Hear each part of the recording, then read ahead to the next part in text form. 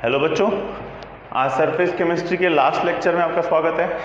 आज surface chemistry खत्म हो जाएगा, अपन नेक्स्ट पे नया चैप्टर स्टार्ट करेंगे। तो सबसे पहली जो हेडिंग दे रखी है वो कोलोइड्स अराउंड अर्थ। देखो समझने की कोशिश करो, मैं सिर्फ तुम्हें हर एक पॉइंट समझाऊंगा। कोलोइड्स अराउंड अर्थ। सबसे पहला दे रखा है ब्लू कलर ऑफ स्काई। पहला रीजन जो दे रखा है आप लोगों को दे रखा है ब्लू कलर ऑफ स्क्वायर। वो आसमान नीला नीला क्यों है, आज तुम्हें उसका रीज़न बता देते हैं। आसमान नीला नीला इसलिए है कि जब भी डस्ट पार्टिकल जो हैं एयर के अंदर कोलोइड्स होते हैं, सॉलिड के पार्टिकल, ठीक है, ऊपर की तरफ इतने हैवी लाइट होते हैं कि ऊपर की तरफ उठते जाते हैं। अब क्या होता है जी, डस्ट पार्टिकल जो है क्या करते हैं, जब सनरेज आती है तो ब्लू रंग की लाइट जो है रिफ्लेक्ट करते हैं। ब्लू रंग की लाइट क्या करते हैं, रिफ्लेक्ट करते हैं। देखो इन्होंने क्या दे रखा है, the particle around the suspended in the air, the blue light is reaches the sky looks the blue. क्या, और अपन जैसे अपने टिंडल इफेक्ट देखा था कि लाइट को अपन देखते हैं, वैसे ही तो है कि वो कलर दिखाई देता है। ये कोलोइड का एग्जांपल है। जैसे लाइट आके सनलाइट आके टकराई और डस्ट के पार्टिकल से, वो क्या करेगा, स्कैटरिंग या जो भी रिफ्लेक्शन का फिनोमेना है वो शो करेगा। उसकी वजह से क्या होगा, अपन को कोलोइड का ब्लू कलर दिखाई देगा और सब तरफ से लाइट आ रही है, इसलिए पूरा आसमान नीला है। अगर एंगल बदल जाएगा तो लाइट की ऑब्वियस सी बात है कि कलर का विजुअलाइजेशन बदल जाता है, क्योंकि कई बार येलोइश दिखता है, कई बार रेडिश दिखता है। इसके दो रीजन कि हाँ, वो एंगल बदल गया और वेवलेंथ बदल गया, उसकी वजह से थोड़ा वेरिएशन तुम्हें देखने को मिलेगा। तो आसमान नीला नीला क्यों है, आज रीजन पता चल गया। एक और था, पानी गीला गीला क्यों है, वो तुम्हें कभी और बताएंगे। बहुत सारे रीजन है। नेक्स्ट है फॉग। फॉग में क्या होता है कि इंडिया में क्या चल रहा है, तो फॉग की बात कर लेते हैं। फॉग कैसे चल रहा है, फॉग को अगर रिलेट करें तो हाँ, फॉग देखो क्या होता है, डस्ट पार्टिकल क्या करता है, डस्ट पार्टिकल ऊपर उठने की कोशिश करा, वो इतना हल्का है कि एयर के साथ ऊपर उठ रहा है। अब क्या हुआ, जहाँ ठंडी ज़्यादा पड़ती है सर्दियों में, जनरली नॉर्थ इंडिया, वहाँ पे दिल्ली, यूपी, हरियाणा, जम्मू कश्मीर, वहाँ पे क्या करता है, एयर में मॉइस्चर या वाटर के पार्टिकल ज़्यादा है। अब वाटर क्या हुआ, इसकी सरफेस पे इस तरीके से एब्जॉर्ब हो गया। वाटर क्या हुआ, इसकी सरफेस पे ऐसे ऐसे ऐसे करके एब्जॉर्ब हो गया। अब वो क्या हो गया, ना तो वो नीचे जा पा रहा है, ना वो ऊपर उठ पा रहा है, वो हवा में सिर्फ फॉग की फॉर्म में। पार्टिकल थोड़ा बड़ा हो गया, ठीक है, पार्टिकल थोड़ा बड़ा होने की वजह से फॉग की फॉर्म में क्या होगा, एटमॉस्फेयर में क्या करेगा, वो घूमता रहेगा। जैसे ही सन रेज आएंगी, वाटर क्या हो जाएगा, एब्जॉर्प्शन से डिसॉर्प्शन में आ जाएगा, बाहर निकल जाएगा और अब वापस वो हल्का हो गया। जैसे ही होता है ना, फॉग सुबह सुबह सर्दियों में तेज ठंड में सुबह पड़ता है, वापी में नहीं पड़ता, वापी में तो जो पड़ता है वो पॉल्यूशन है।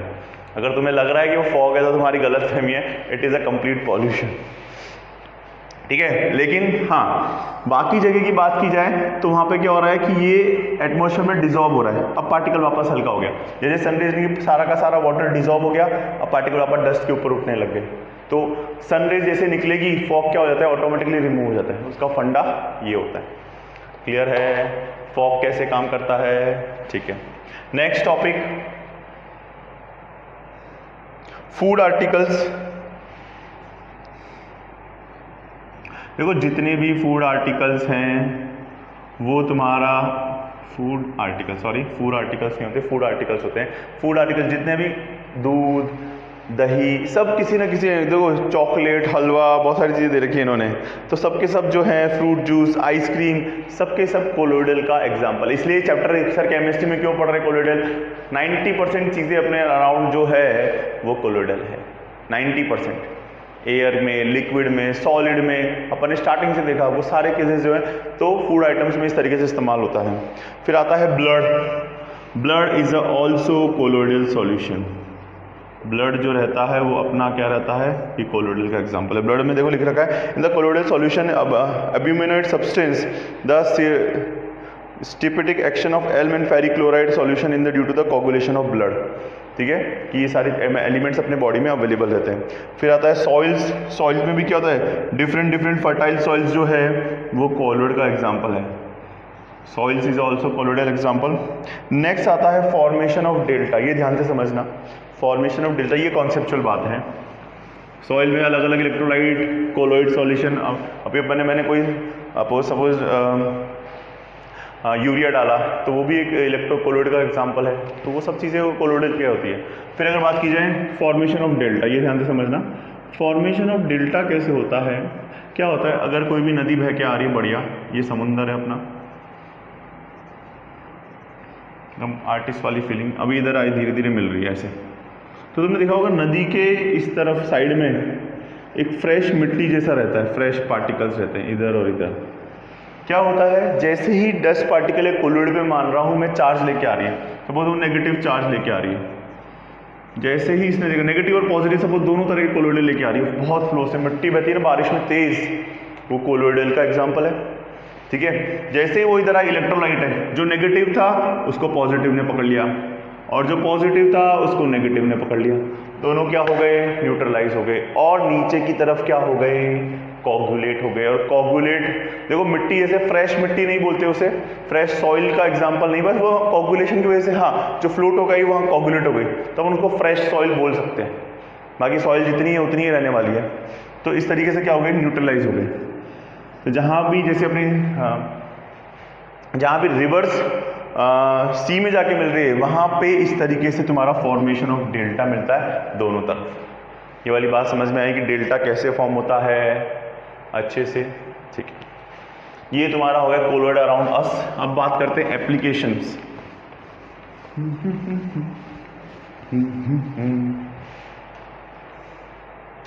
नेक्स्ट आता है, next heading applications of colloid.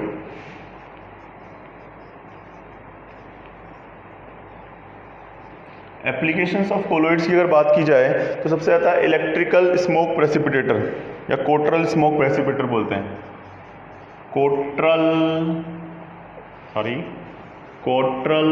REL, हमारी स्पेलिंग इसकी RELL, Cottrell smoke precipitator, TATOR, Cottrell smoke precipitator. Cottrell ना आर और आएगा, कोट्रल स्मोक प्रेसिपिटेटर। देखो इसमें कैसे काम करता है एप्लीकेशन ऑफ कोलोइड के अंदर, ये इस तरीके से चिमनी जैसा होता है।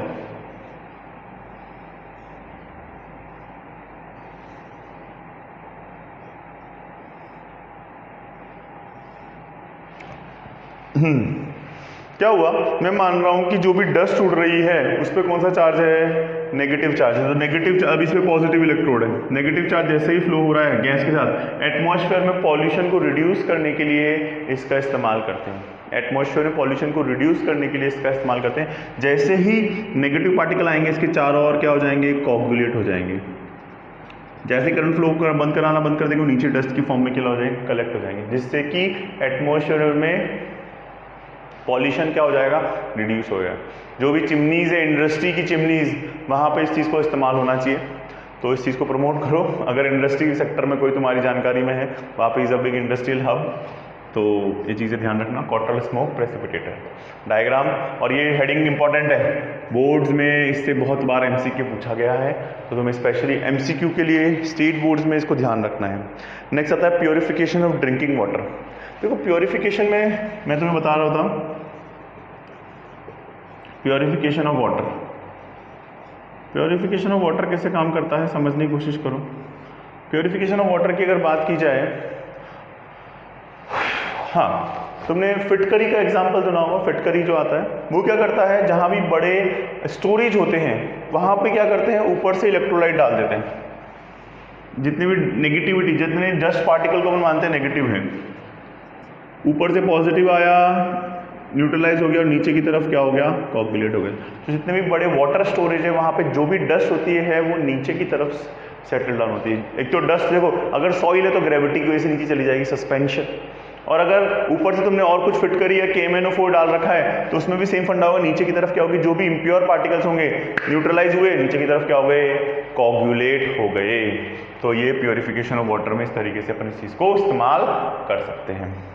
नेक्स्ट है अपना मेडिसिन।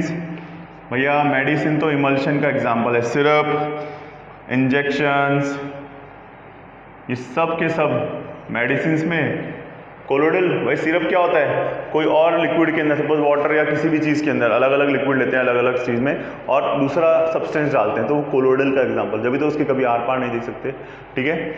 इंजेक्शंस में भी जनरली ये देखने को मिलता है कि हाँ वो कोलोइडल का एग्जाम्पल होते हैं, तो मेडिसिन में तो इस तरीके से इस्तेमाल होता है। एग्जाम्पल्स तुम्हें याद करने एनसीईआरटी से। फिर आता है टैनिंग। बेटा टैनिंग के अंदर क्या होता है,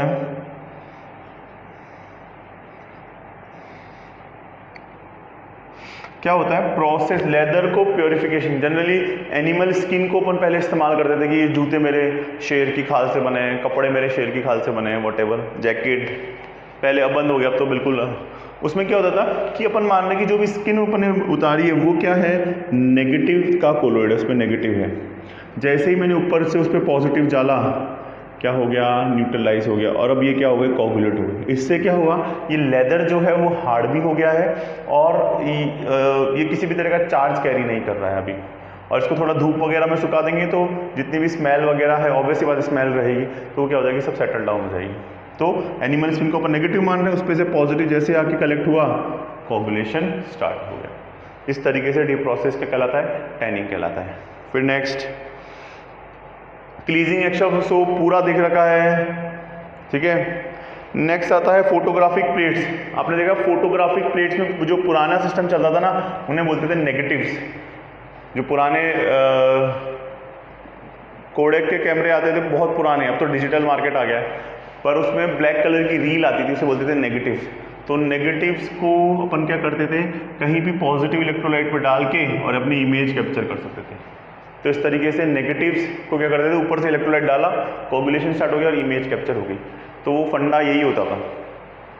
नेक्स्ट रबर इंडस्ट्री, लेटेक्स वगैरह का एग्जांपल, और इंडस्ट्री पेंट वगैरह, ये सब जो है कोलोइडल के एग्जांपल हैं। क्लियर है। कोट्रल स्मोक प्रेसिपिटेटर इसमें इंपॉर्टेंट है। मेडिसिन के एग्जांपल अच्छे से कर लेना। टैनिंग में तुम्हें समझ में आ गया। प्योरिफिकेशन ऑफ वाटर में देखो कोलोइडल के एक नहीं हज़ारों एप्लीकेशंस हैं, जहाँ तुम देखोगे वहाँ कोलोइडल देखने को मिलेगा। बस तुम्हें अपना ऑब्जर्वेशन क्या करना है, इम्प्रूव करना है कि हाँ भैया ये कोलोइडल का एग्जाम्पल है, ये कोलोइडल का एग्जाम्पल नहीं है। क्लियर है। तो कोलोइडल के जितने भी एप्लीकेशंस थे वो आज अपन ख़त्म कर चुके हैं। कोई भी डाउट हो तुम लोग मेरे से पूछ सकते हो। अपन नेक्स्ट चैप्टर स्टार्ट करेंगे as soon as possible, solid state. तो आज के लिए इतना ही बहुत है बच्चों। Thank you from my side, all the best, bye bye, take care, thank you, take care, bye bye.